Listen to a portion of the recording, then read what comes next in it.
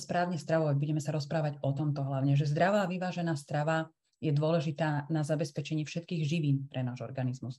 Čiže to znamená, že to určite všetko toto poznáte, že sú to sacharidy, bielkoviny, tuky, medzi mikroživiny patria minerálne látky, vitamíny, stopové prvky, seminutrienty, to je tá vláknina a fytochemické látky. Fytochemické látky sú, že keď si zoberiete jablčko, tak v tom jablčku sú rôzne fytochemické látky. Konečné to dotrávenie a vstrebávanie vlastne sa deje práve v čreve a za pomoci tých mikroorganizmov, ktoré som povedala. A teraz prejdeme k tomu črevnému mikrobiómu. Človek nerobí len tie veci, ktoré sú jednostranné, ale snaží sa aj kompenzovať.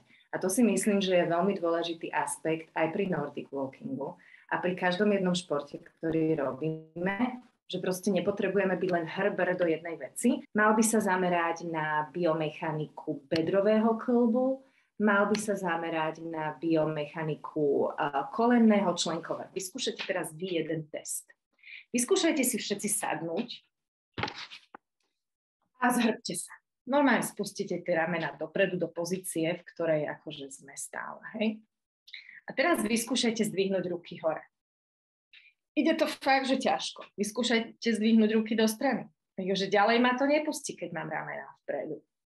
Teraz sa vyskúšajte vystrieť. A teraz zdvihnite ruky hore.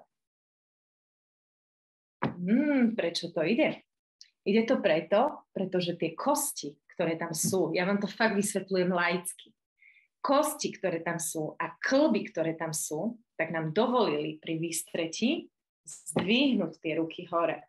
Ako náhle budeme v takomto predsunutom držaní ramien a v tomto vy budete používať vaše paličky, čo je fakt, že podľa mňa všetci, čo viete, tak toto je alfa omega, to je proste základ toho, aby ste počas Nordic Walkingu boli vystretí. Čo je dôležité pri Nordic Walkingu, viete, sú vaše chodidlá, ale teda nie je to len pri Nordic Walkingu dôležité vaše chodidlá, ale sú tie vaše chodidlá dôležité, či už stojíte, alebo plačíte, alebo aj sedíte. Na každú stranu dvakrát. Nepozerajte sa dole do podložky, pozerajte sa jemne šikmo hore, aby ste tú hlavičku stále udržali v ľahkom napriamení, nádych, ľavá kosť hore, hrudník a hlava. Nádych pôjdeš do stredu a výdych pôjdeš lomová kosť hore, hrudník a hlava. Že si opriem lakte o podložku, niekedy dáme ruky do pestičky, takto a jemne opriem lakte o pestičky. Čo sa týka funkčného dýchania, takže zapamätajte si, že dýchame, mali by sme, ak chceme teda zdravo funkčne dýchať, mali by sme dýchať nosom, lebo nos je na dýchanie a ústa sú na jedenie a na rozprávanie, takže to si môžeme zapamätať. Takže hlavným styčným dôstojníkom dýchania je nos a mali by sme dýchať ľahko, hlboko a pomaly. Je vedomé dýchanie.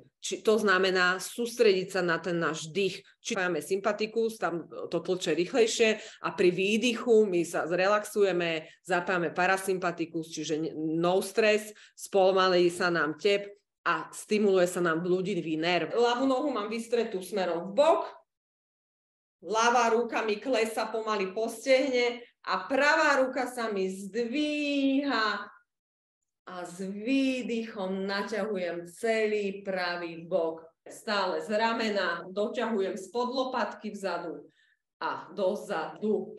Vpredu mačkam prsty, zatváram. Vpredu mačkam, zatváram a vzadu vypúšťam prsty. Na to mám toto špeciálne putko. Postavte sa naozaj vedome 2-krát, 3-krát, hej, pomôžete svojmu. Zároveň to aktivujete, tá fascia sa nenalieha na to jedno.